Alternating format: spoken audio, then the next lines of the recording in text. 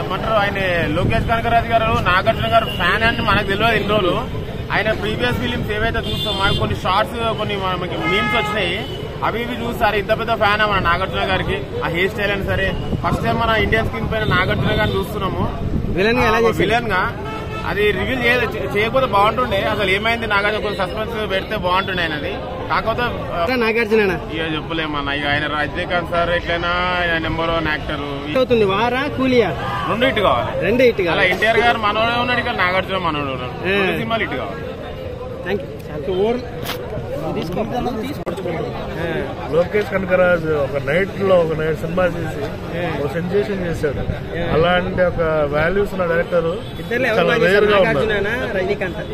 రజనీకాంత్ మించి ఉన్నాడు నాగార్జున అనే సైమన్ క్యారెక్టర్ అనేది రియల్ గా రేర్.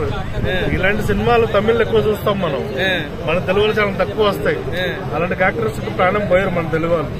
అది తమిళ సినిమా కాబట్టి ఒక క్యారెక్టర్ కి ఎవరు ప్రాణం పోయాలో వాళ్ళని పెట్టుకోవడం అనేది నిజంగా hats off to Lokesh Kanagaraj. Vikram cinema ఏమనుకు వచ్చేది భయ్య, అసలు ఒక రేంజ్ లో ఉంది. మన ఎవరు బాలీవుడ్ నుంచి ఉన్నాడుగా, ఏం పేరు, అమీర్ ఖాన్ చూస్తుంటే అసలు మతిపోతుంది. ఉపేంద్ర, ఆయన ఎలాంటి డైరెక్టర్ అసలు? ఉపేంద్ర గారిని కొట్టే వాళ్ళే లేరు అసలు. ఆయన్ని పెట్టుకోవడం ఏంటి, ఒక విజన్ ఉండాలి. లోకేష్ కనకరాజ్ తీసిన మూవీస్ ప్రతిదీ హాస్యం, చెప్పాల్సిన వర్ణాతీత మూవీస్.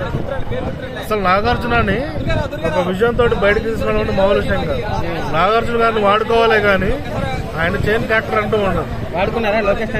లోకరాజ్ ఈయన మాత్రం 100% న్యాయం చేశాడు. అసలు నాగార్జున ఎలా ఎవరిని ఎక్కడ పెట్టుకోవాలో 100% విజన్ తోటి పెట్టుకున్నాడు.